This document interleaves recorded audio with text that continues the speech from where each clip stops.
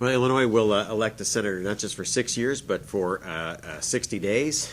In the lame duck session of Congress, I seek to be the candidate that is a social moderate, a fiscal conservative, and a national security hawk. Overall, I'm seeking to spend less, borrow less, and tax less, with a particular focus on fixing the U.S. and the Illinois economy.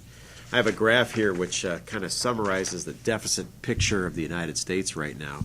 If you can see, we had the dot-com recession followed by the 9/11 attack and the spending for Afghanistan, which increased the deficit. Then the Congress began to restrain spending, and the deficit as our percentage of GDP went down. The interesting thing about this chart is these years here are a Republican president and a Democratic Congress, both working together in a check and balance fashion, and then the deficit exploded. And this is the I think chief challenge and threat, especially to the American dream in the next generation, transferring a tremendous amount of borrowing on behalf of the United States. I don't know if you saw Bloomberg's report this morning about state of Illinois borrowing, too. Did you guys catch that? No. The state of Illinois borrowed quite a bit from abroad and had to pay a higher interest rate than Mexico, showing that its perceived debt was of worse quality than a country that whose finances collapsed in 1982.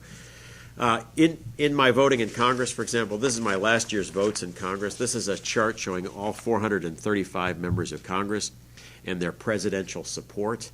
I am in the exact center, being a consensus builder and trying to make sure that the institution functions. When I arrived in Congress, there's two unwritten paths before you. One is partisanship, fiercely hating the other side, and that is the path to leadership, unfortunately. The other is the path to bipartisanship, and that is the path to actually making the laws happen and solving problems. But you will never be Speaker or Minority Leader. I chose that path, and so we have built a tremendous consensus, for example, on a tough national security problem, how to handle Iran. And 5 years ago, I began working on the legislation to cut off their supply of foreign gasoline, or on stem cell research, where we were able to roll Tom DeLay on a key social policy issue to make sure that the United States maintained a lead in medical research and offered a world the chance of no Parkinson's, no diabetes, and no cancer.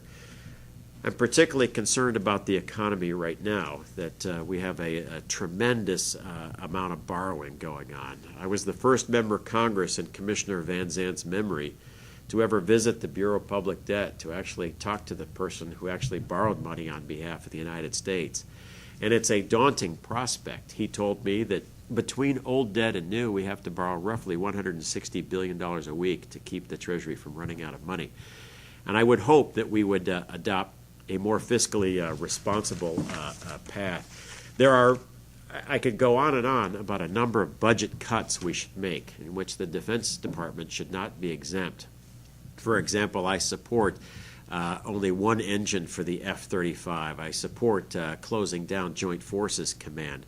I support a consolidation of the military exchange system, as well as no sugar program. The Kirk amendment put the House on record against the bridge to nowhere, and now it's actually the bridges to nowhere will not be built. I do not earmark anymore from my congressional district, and would seek to dramatically reform that very bloated and wasteful way of spending money. And I think if we do all this, we will help correct a growing danger that we see for the future of the American people, and especially the American dream.